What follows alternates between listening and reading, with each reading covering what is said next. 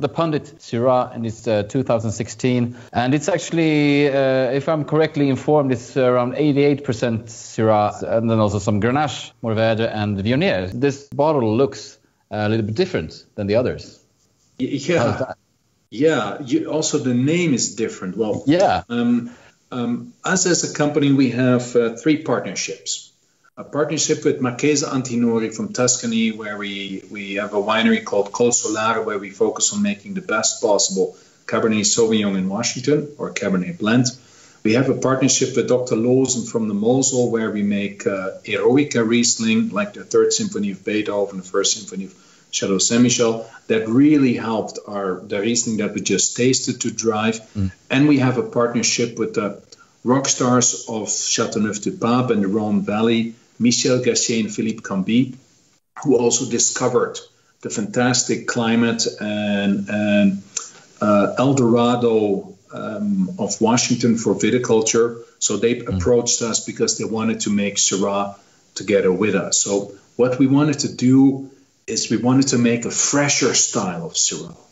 You've noticed yourself that in the new world, wine become bigger and richer and more concentrated. And what happens is you lose the identity of a grape varietal. So a big, fat, rich Syrah doesn't taste like Syrah anymore. It tastes like a big, fat, red wine. And so what we decided here, we wanted to make something refreshing again. So we changed a few things in the vineyard. We changed a few things in winemaking to make it a livelier, a more adorable wine with a little bit more tension, but a lighter body. And the owl on the label is the expert. It's often seen as the expert overlooking what's happening in the forest. And the name. The Pundit means actually the expert. And so this is the observer of the experts that are changing the dynamics of Syrah in Washington. Okay, cool. I can repeat that. but it would be a fun thing to do your tasting or smelling game for this wine, maybe. All right, I got to explain it in a quick way. With that smelling game, I like to show the multiple components of the flavor profile of this wine. Because what we do, we always pour a glass and then we swirl and we smell and we swirl and we smell and we swirl and we smell.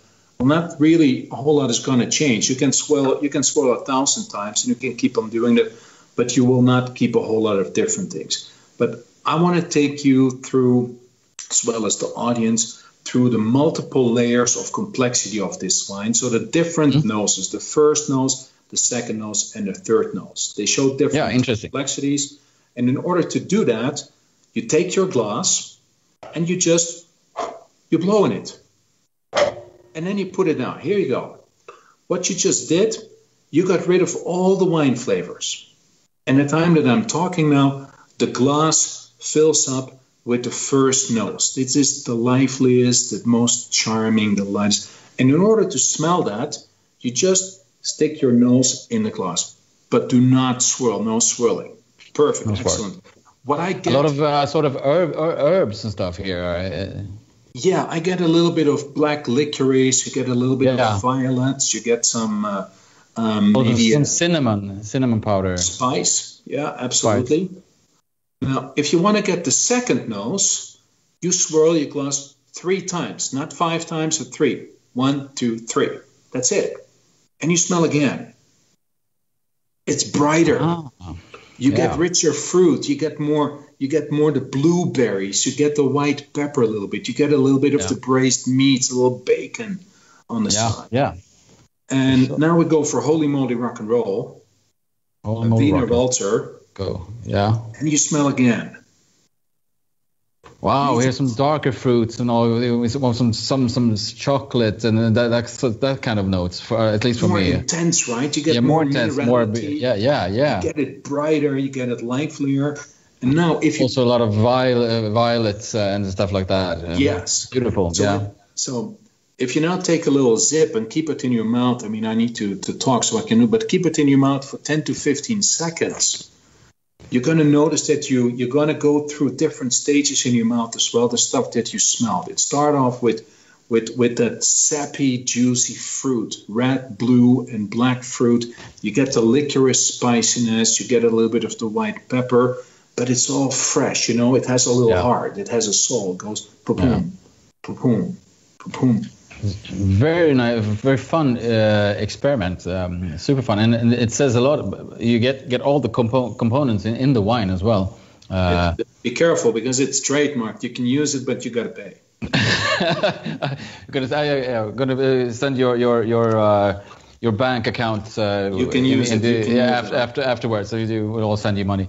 I grant you the pleasure. And again, back to food, like a wine like this, because as you said, I mean, it is very bright and very beautiful, but still you have some. It's also well structured. You have some spiciness in it, but it's very. I mean, I feel you can serve.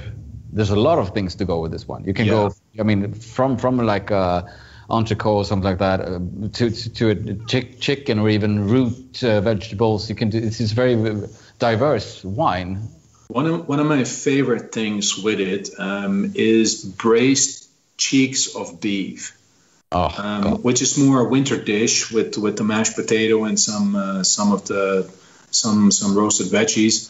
But you're right, it goes with barbecue foods, it goes with a pizza, it goes with a steak, it goes with lovely braised meats. It goes as itself, and even with mushrooms and all that.